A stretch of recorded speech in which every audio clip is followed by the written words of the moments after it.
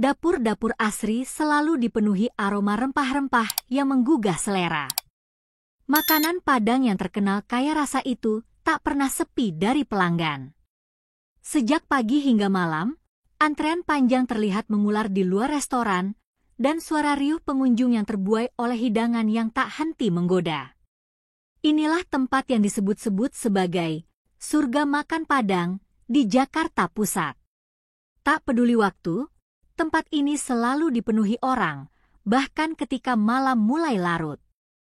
Namun, di balik kebisingan itu, ada keheningan yang tak bisa diabaikan oleh para pekerjanya.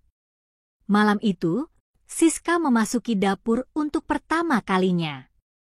Dengan semangat membara, dia bertekad untuk bekerja keras di tempat yang selalu ramai ini. Selalu ada sesuatu yang lebih di sini, pikirnya, merasakan energi yang mengalir di dalamnya. Semua terlihat normal pada awalnya. Chef-chef yang sibuk menggoreng ayam, mencampur sambal, dan memotong sayuran dengan terampil.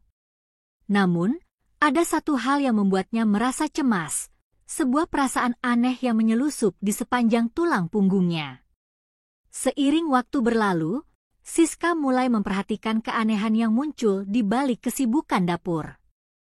Kadang-kadang, saat dia bekerja sendirian di malam hari, suara pintu yang terbanting terdengar jelas, meski tak ada siapapun di dekatnya. Lantai yang tadinya bersih, kini sering dipenuhi bekas jejak kaki basah yang tak pernah diketahui asalnya. Setiap kali Siska melihat ke arah dapur utama, dia merasa ada bayangan gelap yang melintas cepat, seolah-olah ada sesuatu yang tak tampak oleh mata manusia.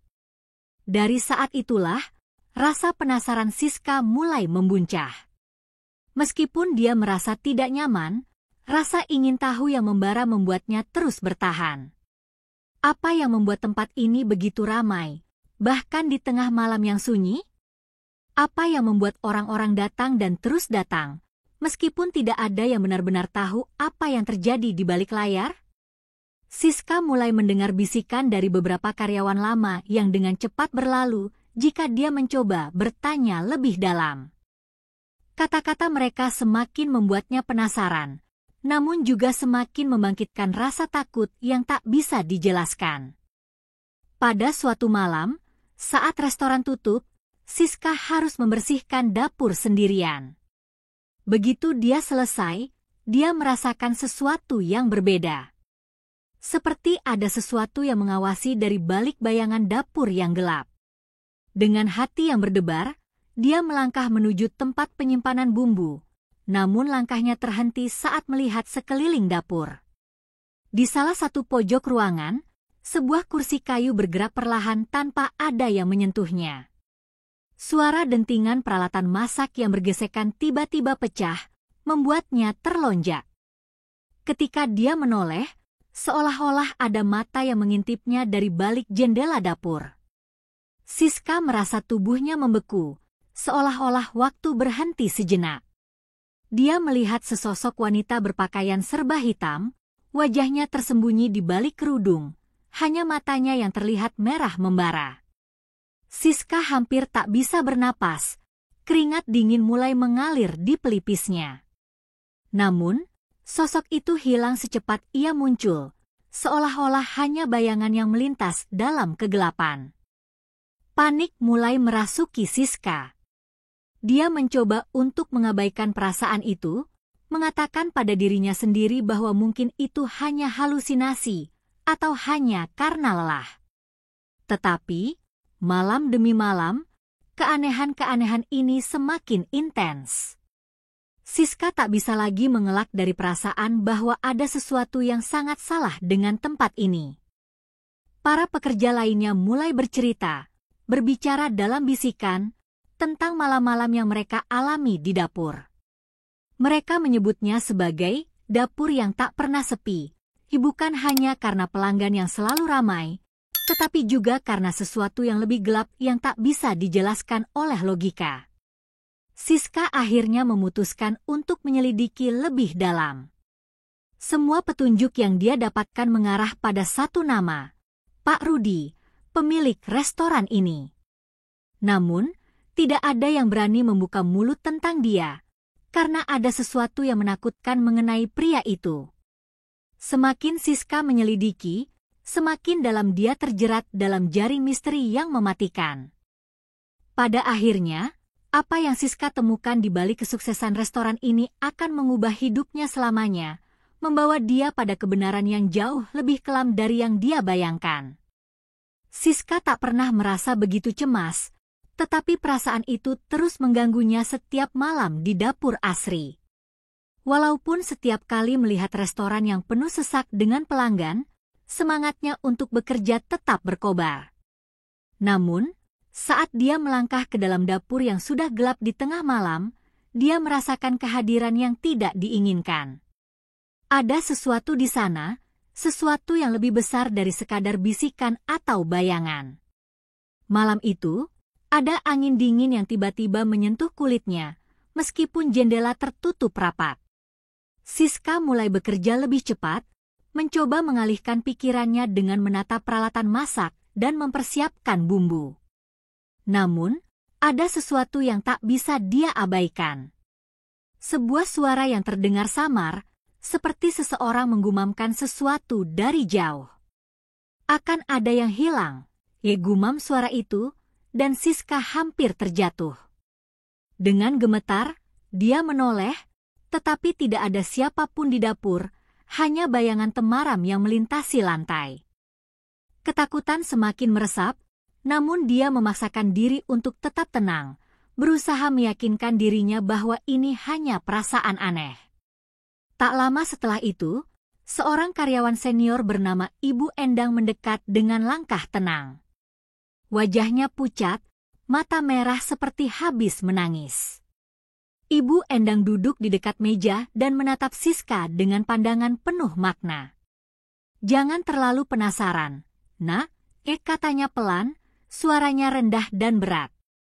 "Di sini, setiap orang yang bertahan pasti membawa sesuatu dari dapur ini. Sesuatu yang tidak bisa mereka lepaskan. Sesuatu yang lebih mengikat daripada pekerjaan ini." Ibu Endang melanjutkan, "Ini bukan restoran biasa. Ada yang lebih besar di sini, yang menjaga semuanya tetap berjalan." Siska menatap Ibu Endang dengan heran, mencoba memahami kata-katanya. "Apa maksud Ibu?" tanyanya, merasa kebingungan. Ibu Endang hanya menggeleng, matanya kosong. "Jangan tanya lagi, Siska. Semua orang yang bertanya sudah tidak ada di sini." Jawabnya, suaranya semakin serak. Tanpa menjelaskan lebih lanjut, Ibu Endang bangkit dan pergi, meninggalkan Siska yang semakin diliputi rasa takut. Ada sesuatu yang menekan di dadanya, dan suara-suara di sekitar dapur semakin terdengar seperti bisikan berkelompok yang tak bisa dia dengar sepenuhnya. Malam berikutnya, saat Siska bekerja sendirian lagi, dia merasakan kegelisahan yang lebih kuat. Dengan hati-hati, dia memutuskan untuk menyelidiki lebih dalam, mencari tahu apa yang sebenarnya terjadi di balik dapur yang tak pernah sepi ini. Saat dia berkeliling di balik lemari penyimpanan, langkahnya berhenti di sebuah ruangan kecil yang tersembunyi di balik tirai yang tergantung rendah. Dari kejauhan, dia melihat sebuah altar kecil dengan benda-benda aneh yang berserakan di atasnya. Telur, batu hitam, dan beberapa benda asing lainnya yang tak pernah dilihatnya. Darah Siska berdesir, dan tubuhnya mulai bergetar. Dia mendekat, perlahan-lahan, seperti dipaksa untuk menemukan kebenaran yang tidak bisa dia hindari. Di atas altar itu, ada sebuah foto tua yang terlihat sangat usang, namun wajahnya sangat familiar. Itu adalah foto Parudi, pemilik restoran, yang tampak jauh lebih muda. Di samping foto itu, ada sebuah benda lain yang membuat Siska tertegun, sebuah cincin besar yang terbuat dari batu hitam pekat, yang tampaknya memiliki kekuatan gelap yang menyelubunginya. Perasaan aneh mulai menyelimuti Siska, seolah-olah dia telah melangkah ke dalam sesuatu yang jauh lebih buruk dari yang bisa dia bayangkan. Saat itulah dia merasa ada sesuatu yang menyentuh bahunya, seakan ada tangan dingin yang memegangnya. Ketika Siska menoleh, bayangan gelap wanita berpakaian hitam itu muncul kembali, lebih nyata dan lebih dekat dari sebelumnya. Matanya yang merah bersinar tajam, dan bibirnya terlipat dalam senyuman dingin. "Kamu terlalu lama mengabaikannya," suara itu berbisik ke telinga Siska, suaranya seperti gurauan yang menakutkan. "Semua yang datang ke sini adalah bagian dari permainan kami. Tidak ada yang bisa keluar begitu saja." Paniket, Siska berlari keluar dari ruang tersebut, namun langkahnya terasa berat, seolah ada yang menahan. Semua penglihatannya mulai kabur, seakan dunia berubah menjadi gelap. Dia melihat para pekerja lainnya yang tampak seperti dalam trans, tidak peduli dengan apa yang terjadi. Mereka terus bekerja, terus menghidangkan makanan, sementara restoran tetap ramai dengan pengunjung. Siska akhirnya keluar dengan napas terengah-engah, tubuhnya lemas oleh rasa takut yang mencekam. Namun, saat dia melihat ke dalam restoran dari luar, ada sesuatu yang mengejutkannya. Mata-mata pengunjung yang menatapnya tajam, seolah-olah mereka tahu bahwa dia telah mengetahui rahasia yang sangat gelap. Keesokan harinya, Siska memutuskan untuk tidak kembali bekerja di dapur Asri. Tetapi begitu dia berbalik untuk pergi, dia merasakan sebuah tangan kasar yang menariknya kembali. Di sana, berdiri Pak Rudi. Wajahnya tak terlukiskan, namun tatapannya penuh ancaman. "Kamu tahu terlalu banyak, Siska," katanya dengan suara rendah, namun tajam. "Sangat sedikit yang bisa lolos dari tempat ini." Tangan Pak Rudi menepuk pundaknya, dan Siska merasakan tubuhnya semakin lemah, seolah terhubung dengan kekuatan yang lebih besar daripada yang bisa dia pahami. Kini, Siska menyadari, tak ada yang benar-benar bebas dari dapur Asri.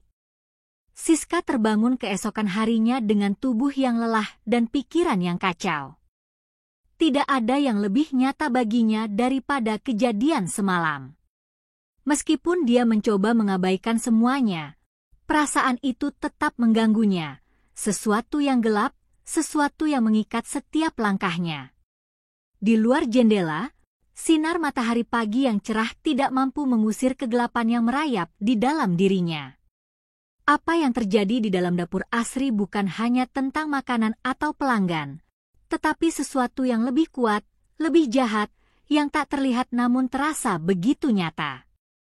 Saat Siska berusaha bergegas untuk meninggalkan apartemennya, ponselnya berdering.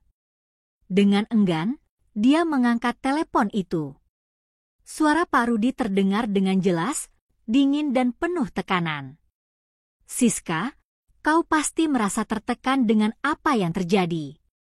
Jangan khawatir, semua ini adalah bagian dari takdirmu," kata Pak Rudi dengan nada yang lebih seperti perintah daripada tawaran. "Kamu harus kembali. Dapur ini belum selesai denganmu. Kami butuh kamu." Siska hampir tidak percaya dengan apa yang didengarnya. Hatinya berdebar kencang, dan tubuhnya terasa lemas. Dia tidak bisa melarikan diri. Setiap kali mencoba, sesuatu selalu menariknya kembali ke sana. Keinginan untuk menghindar seolah sirna begitu saja, tenggelam dalam perasaan terpaksa yang tak bisa ditolak. Dalam keputusasaan, Siska memutuskan untuk kembali ke restoran itu, berharap bisa mencari penjelasan lebih lanjut tentang kegelapan yang semakin mencekam.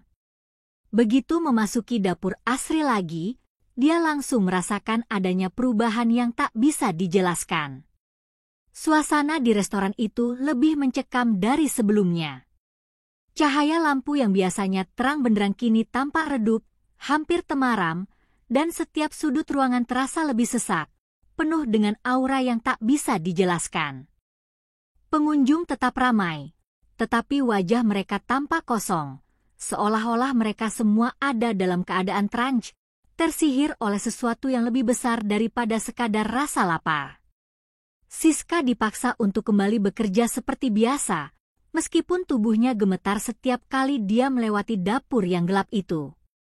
Namun kali ini, ada sesuatu yang berbeda. Ada suara halus yang mulai terdengar lagi, lebih jelas, lebih menggoda. Kali ini, suara itu bukan hanya sekadar bisikan, melainkan suara yang merasuk jauh ke dalam dirinya, berbicara tentang segala hal yang terpendam dalam jiwanya. Ini adalah takdirmu, suara itu berkata. Semua yang kau rasakan adalah bagian dari proses. Setiap orang yang bekerja di sini, mereka tak pernah benar-benar pergi. Panik mulai melanda Siska, tetapi seiring waktu berlalu, tubuhnya mulai terasa lebih berat, seperti ada sesuatu yang menempel pada dirinya. Makanan yang disiapkan semakin lama terasa asing, seolah ada sesuatu yang tak biasa di dalamnya. Saat dia menyajikan sepiring rendang kepada pelanggan, tangan Siska tiba-tiba terhenti. Di atas piring itu, terdapat guratan-guratan merah yang sangat mirip dengan darah, meskipun seharusnya itu hanya sambal. Rasa ngeri menyelimutinya saat dia menyadari bahwa makanan yang disajikan itu tidak hanya dibuat untuk memuaskan rasa lapar, tetapi untuk memberikan sesuatu yang lebih gelap, sesuatu yang telah lama menjadi bagian dari dapur asri. Siska mencoba bertanya kepada rekan-rekannya tentang apa yang sebenarnya terjadi di restoran ini, namun mereka hanya tersenyum penuh makna dan mengatakan hal yang sama. Kau akan tahu sendiri pada waktunya, jawab mereka dengan wajah kosong, seolah-olah mereka telah menerima takdir mereka. Tidak ada yang bisa menjelaskan lebih lanjut, kecuali Ibu Endang yang suatu hari mendekati Siska dengan wajah lebih muram dari biasanya. Mereka yang datang ke sini tidak pernah meninggalkan tempat ini, kata Ibu Endang pelan, dengan suara penuh keputusasaan. Begitu kau berhubungan dengan kekuatan ini, tak ada jalan keluar. Kekuatan itu mengikat kita semua. Siska merasa tubuhnya semakin lemah, semakin terkekang. Dia tidak tahu apakah ini kenyataan atau mimpi buruk yang tak bisa dia hindari. Tetapi satu hal yang pasti, dapur asri bukan sekadar rumah makan Padang. Ia adalah tempat yang terkutuk, tempat yang memanipulasi, menyerap hidup dan jiwa para penghuninya. Setiap orang yang datang, baik sebagai pengunjung atau pekerja, telah terjerat dalam permainan takdir yang mengerikan. Siska tahu bahwa dia tidak akan bisa melarikan diri. Begitu dia menyadari hal itu, rasa takutnya berubah menjadi kemarahan yang membara. Namun, meskipun berusaha keras, dia tahu dia hanya bisa mengikuti alur yang telah ditentukan. Hari-hari berlalu dengan cepat, dan Siska mulai merasakan bahwa kehidupannya semakin terjerat dalam pusaran takdir yang tidak dapat dijelaskan. Setiap langkahnya terasa lebih berat, seolah ada tangan yang tak terlihat menariknya ke dalam kedalaman yang lebih gelap. Meskipun restoran itu tampak tetap ramai, penuh dengan pelanggan yang tidak pernah berhenti datang, ada sesuatu yang sangat mengganggu dalam pikirannya. Suara-suara aneh mulai muncul lebih sering, tak hanya di dalam dapur, tetapi juga di setiap sudut restoran. Semua itu seolah menjadi bagian dari kehidupan sehari-harinya yang harus diterima, meskipun hatinya berteriak untuk melawan. Siska semakin merasa terisolasi. Tidak ada yang dapat mengerti ketakutannya, bahkan Ibu Endang, yang dulunya menjadi teman satu-satunya di tempat itu, kini tampak semakin menjauh. Ibu Endang seolah menjadi bagian dari restoran ini, terikat oleh sesuatu yang lebih besar daripada sekadar pekerjaan. Wajahnya tampak lebih tua dari sebelumnya, lebih pucat, dan matanya yang dulu hidup kini hanya menyisakan tatapan kosong. Suatu malam, saat mereka berdua tengah bekerja bersama di dapur, Siska memutuskan untuk bertanya, mencoba mencari jawaban tentang kebenaran yang selama ini disembunyikan. Ibu, apa yang sebenarnya terjadi di sini? Tanya Siska, suara yang bergetar, namun penuh harapan. Kenapa semuanya terasa begitu menakutkan? Ibu Endang berhenti sejenak, menatapnya dengan tatapan kosong. Seperti mencari kata-kata yang tepat untuk menjawab, Ibu Endang akhirnya membuka mulutnya, namun suara yang keluar lebih seperti bisikan dari kejauhan. Ini bukan sekadar restoran, Siska. Ini adalah tempat untuk memberi dan menerima. Orang yang datang ke sini, baik sebagai pelanggan atau pekerja, akan terikat. Mereka akan menjadi bagian dari sesuatu yang lebih besar. Sebagian dari kita sudah tidak bisa lagi keluar. Pernyataan Ibu Endang membuat darah Siska membeku. Dia merasa terperangkap dalam sebuah permainan yang tak bisa dimenangkan. Tak lama setelah percakapan itu, Siska menyadari bahwa dirinya semakin tidak bisa mengendalikan tubuhnya sendiri. Setiap gerakan terasa seperti ada kekuatan yang mengarahkan, dan suara-suara itu, suara yang terdengar seperti bisikan lembut di telinganya, mulai membimbingnya, mengarahkan langkahnya ke tempat yang lebih gelap. Keadaan itu semakin buruk ketika dia menemukan dirinya berdiri di depan ruang penyimpanan besar yang tersembunyi di belakang restoran, ruangan yang selama ini dia hindari. Begitu ia masuk, bau amis yang menyengat menyerang indera penciumannya. Ruangan itu lebih seperti ruang bawah tanah yang dipenuhi dengan benda-benda aneh. Di tengah-tengahnya, sebuah meja kayu besar dikelilingi oleh patung-patung hitam yang tampaknya berusia ratusan tahun. Siska merasa ada yang mengawasi dirinya. Dia mulai merasakan kehadiran yang lebih jelas, suatu kekuatan yang seolah mengikat semua yang berada di sana, sebuah energi yang semakin menyusutkan kekuatannya. Kau akhirnya sampai di sini, suara Pak Rudi terdengar dari belakang, dengan nada yang penuh kepastian. Siska berbalik dan melihat Pak Rudi, berdiri dengan senyum dingin yang tidak pernah terlihat sebelumnya. Ini adalah tempat yang akan mengubah hidupmu selamanya, Siska. Siska terdiam, ketakutan semakin menggenggam dirinya. Pak Rudi melangkah maju, matanya bersinar dengan kebencian yang hampir tidak bisa dia pahami. Setiap orang yang datang ke dapur Asri dipilih. Kami memilih mereka yang memiliki takdir yang besar. Kau terpilih, Siska. Kau akan menjadi bagian dari sesuatu yang lebih besar dari sekadar restoran ini. Pak Rudi mengangkat tangannya, dan di tengah ruang yang dipenuhi patung-patung itu, tampak bayangan yang bergerak perlahan, seolah ada sesuatu yang mengalir di dalamnya. Tidak ada jalan keluar, Pak Rudi melanjutkan dengan suara yang menakutkan. Semua yang ada di sini sudah terikat oleh kekuatan yang lebih tua. Tak ada yang bisa melawan. Siska merasa tubuhnya kaku, seolah ada sesuatu yang menahan seluruh indranya. Di depan matanya, bayangan-bayangan itu semakin jelas, sebuah dunia yang tidak bisa dimengerti dengan logika. Rasa takut yang sudah lama ada dalam dirinya berubah menjadi pemahaman yang mencekam. Dia kini menyadari bahwa restoran ini bukan hanya sekadar tempat mencari makan, melainkan sebuah tempat yang memanipulasi takdir setiap orang yang datang. Suasana sekitar mulai berputar, dan suara-suara itu, yang dulu hanya bisikan, kini menjadi teriakan yang menggema di dalam kepalanya. Semua yang terjadi di dapur Asri adalah bagian dari permainan yang jauh lebih besar, permainan yang tidak bisa dimenangkan. Pak Rudi mendekat, memegang wajah Siska dengan tangan dingin yang penuh kuasa. Kau akan menjadi bagian dari kami, Siska. Sekarang atau nanti, kau akan memilih.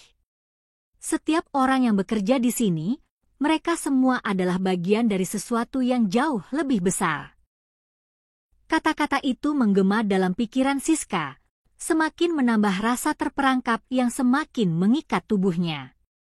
Dengan setiap detik yang berlalu, dia merasa semakin kehilangan kendali atas dirinya sendiri. Tidak ada pilihan yang tersisa, dan semakin Siska berusaha melarikan diri, semakin kuat kekuatan yang menariknya kembali. Kini, dia tahu dengan pasti, tak ada yang bisa keluar dari dapur Asri hidup-hidup.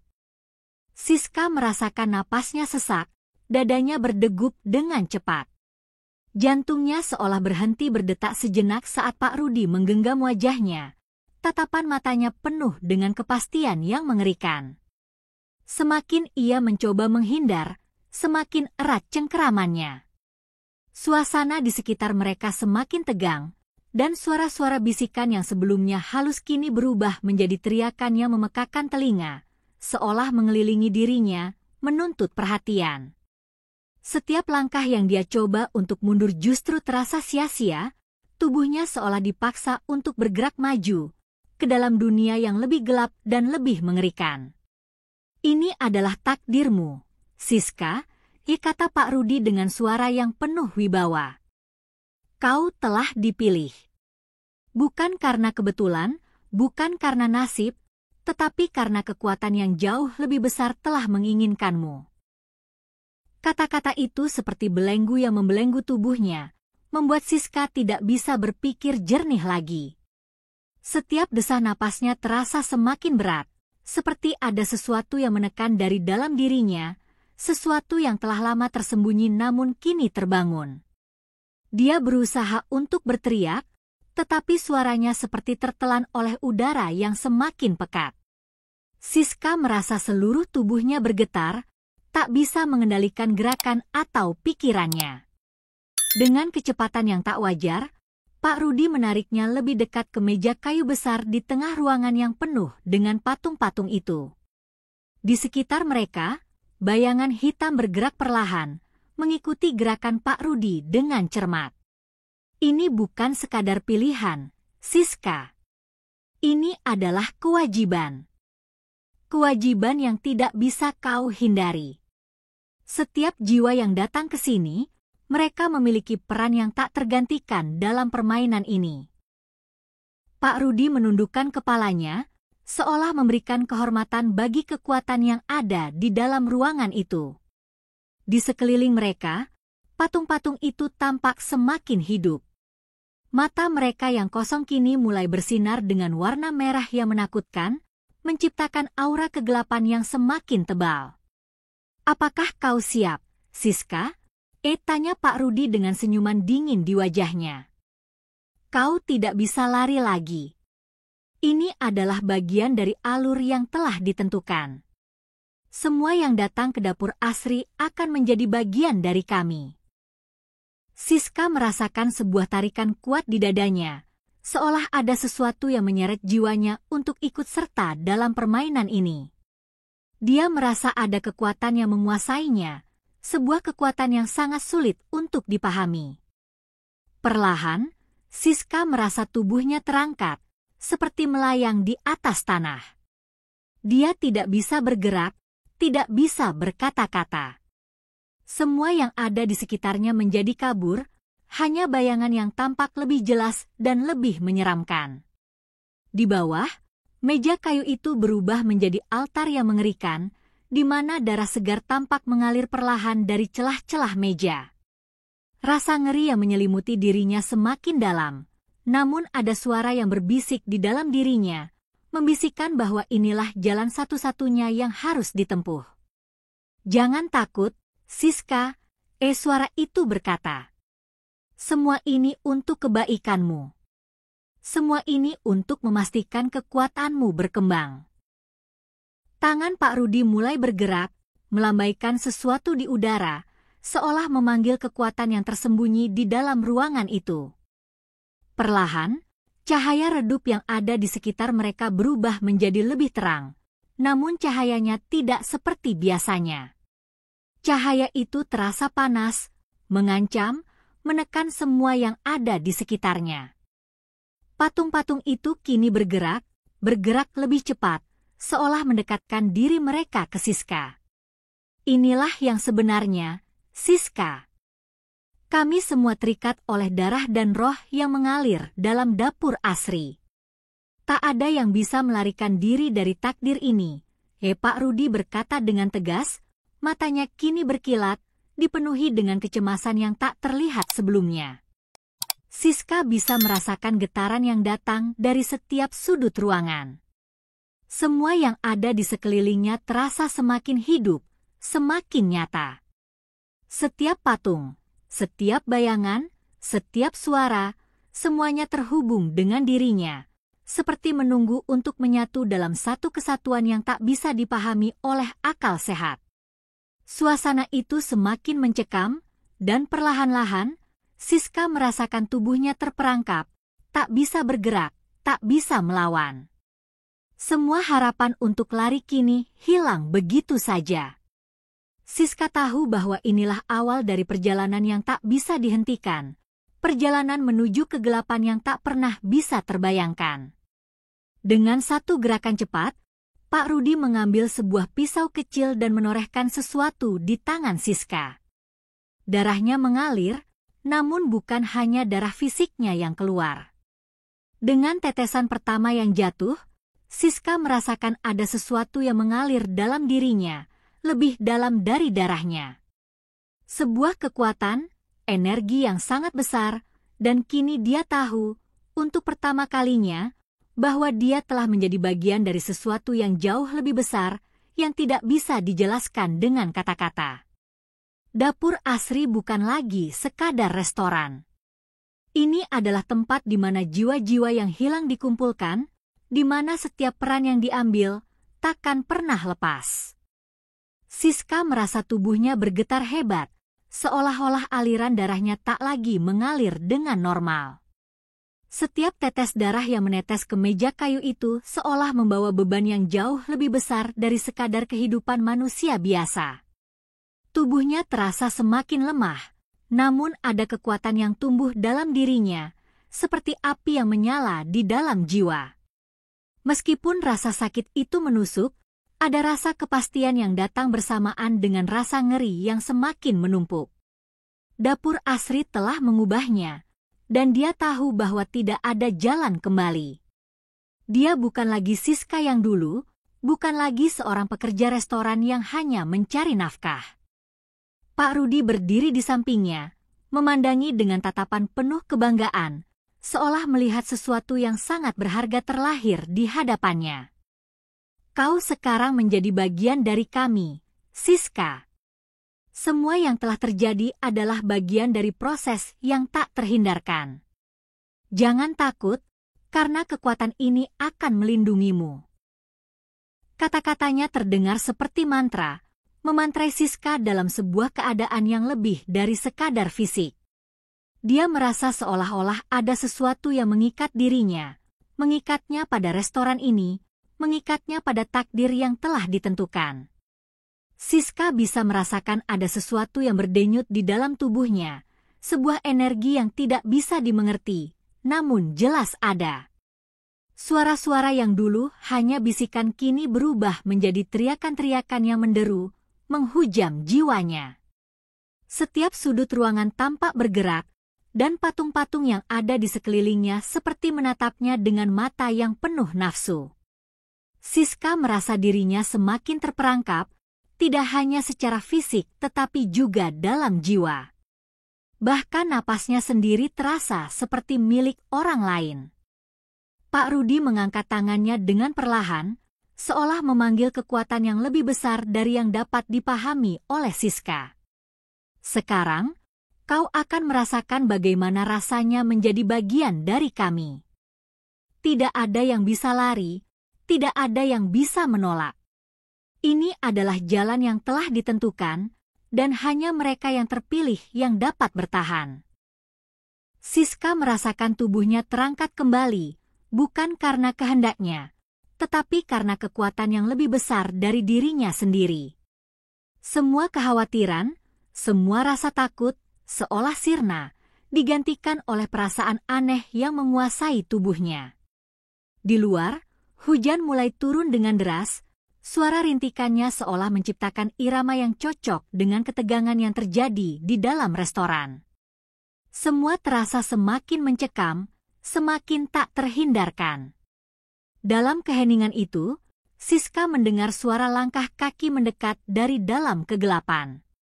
Dari bayangan yang mengelilingi ruangan, muncul sosok-sosok yang tidak bisa dikenali, wajah-wajah yang tak tampak manusiawi, namun tampak begitu familiar. Mereka adalah bagian dari perjalananmu, Siska, ujar Pak Rudi, memecah keheningan yang menekan. Mereka adalah mereka yang telah memilih untuk bergabung, untuk menyerahkan diri pada kekuatan yang lebih besar. Sama seperti dirimu sekarang. Tubuh Siska terhempas ke depan, dan tak bisa menghindar ketika kekuatan itu semakin mencekam. Tangan-tangan yang sebelumnya tampak kosong dan tanpa nyawa kini bergerak cepat, menyeret dirinya lebih dekat pada meja kayu itu. Kau akan merasakan pengorbanan yang sesungguhnya, Siska. Ini adalah pengorbanan yang harus kau bayar untuk menjadi bagian dari kami. Hanya dengan pengorbanan ini, kau akan memahami kekuatan yang ada dalam dirimu. Kata-kata itu semakin menghujam, semakin menambah beban yang harus dia pikul. Siska merasa tubuhnya terhimpit oleh rasa sakit yang semakin dalam, semakin mematikan. Tiba-tiba, sesuatu yang tidak dapat dijelaskan terjadi. Siska merasa seperti tubuhnya hancur dan terpecah, tetapi dia tidak mati. Ada semacam transmisi energi yang mengalir dari dirinya, mengalir ke seluruh tubuhnya. Dia merasakan dirinya menjadi lebih dari sekadar manusia, lebih dari sekadar pekerja restoran yang dulu. Ada kekuatan yang sangat besar, dan kini dia tahu bahwa kekuatan itu bukan hanya miliknya. Kekuasaan itu telah melekat padanya, menuntut pengorbanan yang tak terelakkan. Tanpa sadar, tubuhnya mulai bergerak dengan sendirinya, mengikuti gerakan-gerakan yang tidak dia inginkan, menuju takdir yang semakin dekat. Pak Rudi tersenyum, wajahnya tampak penuh kepuasan. Kau telah melakukannya, Siska. Sekarang, kau adalah bagian dari dapur Asri, bagian dari kekuatan yang tidak bisa dihentikan. Apa yang ada di dalam dirimu bukan lagi milikmu, tetapi milik restoran ini, milik kami. Siska merasakan semuanya mengabur, tubuhnya seperti terperangkap dalam sebuah pusaran yang tak bisa dihentikan. Dia tidak tahu lagi apakah dirinya masih hidup, atau apakah dia sudah menjadi bagian dari sesuatu yang lebih besar, sesuatu yang lebih mengerikan dari apapun yang pernah dia bayangkan. Di luar jendela restoran, hujan semakin deras, seolah mencuci segala jejak yang ada. Tetapi di dalam dapur Asri, semuanya berubah. Restoran itu kini tampak lebih gelap, lebih menakutkan. Setiap sudutnya dipenuhi dengan bayangan yang bergerak, dan setiap suara di dalamnya seolah menjadi bagian dari ritme yang lebih besar. Siska kini menyadari bahwa tidak ada lagi jalan keluar, bahwa dirinya telah menjadi bagian dari permainan ini. Takdirnya telah dipilih, dan tidak ada yang bisa melawan kekuatan yang menguasai tempat itu. Malam itu, udara di dapur Asri terasa lebih padat dari sebelumnya. Setiap detik yang berlalu seolah menjadi siksaan yang tak terucapkan. Siska masih berdiri di tempatnya, tubuhnya hampir tak bisa bergerak, matanya terpejam rapat, seolah menutup diri dari kenyataan yang tak bisa diterima. Namun, meskipun dia mencoba untuk menepi semuanya, suara-suara itu terus terdengar, bersenandung di dalam benaknya, memanggilnya untuk menyatu lebih dalam dengan kegelapan yang kini menguasai dirinya. Dia tahu tak ada lagi pilihan. Tidak ada jalan mundur. Ini adalah saat yang menentukan, titik yang membawa segalanya menuju takdir yang tak terhindarkan. Pak Rudi berdiri di depannya, wajahnya kini lebih serius dari sebelumnya. Kekuatanmu semakin berkembang, Siska, katanya, suaranya begitu berat, penuh dengan nuansa ketegangan. Namun, kekuatan ini hanya bisa bertahan jika kau terus menghidupkan hubungan kita. Restoran ini bukan sekadar tempat mencari makan. Ini adalah tempat di mana jiwa-jiwa dipelihara, di mana kekuatan baru lahir. Dan kau, Siska, adalah bagian dari itu. Siska tak bisa lagi menanggapi kata-katanya. Tubuhnya terasa hampa, terhisap oleh sesuatu yang lebih besar dari dirinya sendiri. Ada sesuatu yang aneh dalam ruangan itu. Patung-patung yang sebelumnya hanya diam kini mulai bergerak, meskipun lambat, seolah merespon setiap kata yang diucapkan oleh Pak Rudi. Setiap gerakan mereka seolah memperkuat perasaan asing yang menghantui Siska, dan dia merasa ada mata-mata yang mengawasinya, mengintainya, mengikatnya lebih kuat dalam takdir yang kini melekat pada dirinya. Mata-mata itu, meskipun kosong, seolah memiliki kekuatan yang jauh lebih besar dari yang bisa dibayangkan oleh manusia biasa. Mereka menunggumu, Siska. Mereka ingin melihat seberapa jauh kau akan pergi. Pak Rudi menyentuh bahu Siska dengan lembut, namun rasanya seperti dihantam petir yang membekukan jiwa. Siska tidak tahu apakah dirinya masih dalam kendali penuh, atau apakah kekuatan yang telah mengambil alih dirinya kini menjadi penguasanya. Seiring waktu, dia mulai merasakan energi yang mengalir lebih dalam. Setiap langkah yang dia ambil membawa kehampaan yang semakin terasa. Sebuah penyesalan yang tidak bisa diungkapkan merayap dalam dirinya, namun di balik penyesalan itu ada rasa kekuasaan yang mulai menumbuh.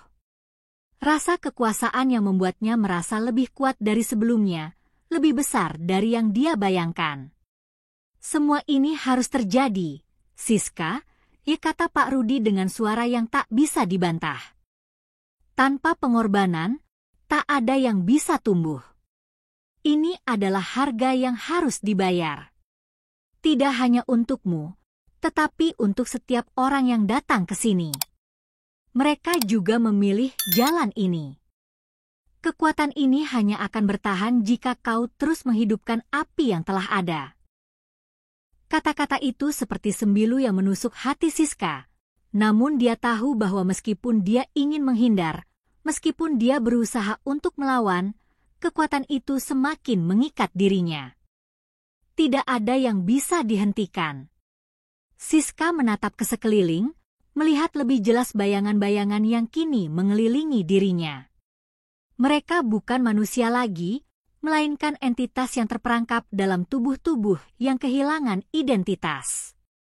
Mereka adalah jiwa-jiwa yang sama seperti dirinya, yang telah menyerahkan diri pada takdir yang lebih besar.